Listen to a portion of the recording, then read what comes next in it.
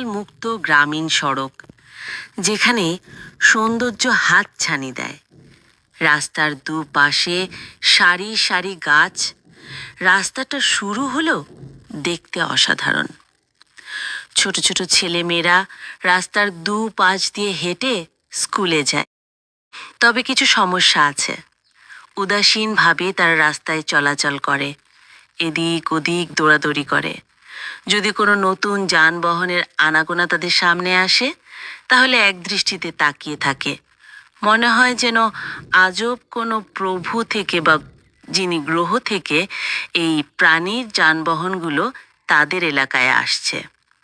তারপরও অসাধারণ লাগে কোলাহল মুক্ত গ্রামের সবগুলো, বিশেষ করে যেখানে কোনো বসতি নেই।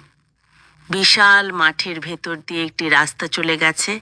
দুই পাশে কোনো বাড়িঘর নেই, কোনো মানুষজন নেই, শুধু মাঠ এবং দুই পাশে গাছের সারি। এমন জায়গায় বসে থাকতে কার না ভালো লাগে? এটাই হলো আমার প্রিয় বাংলাদেশ। এটাই হলো আমার জন্মভূমি।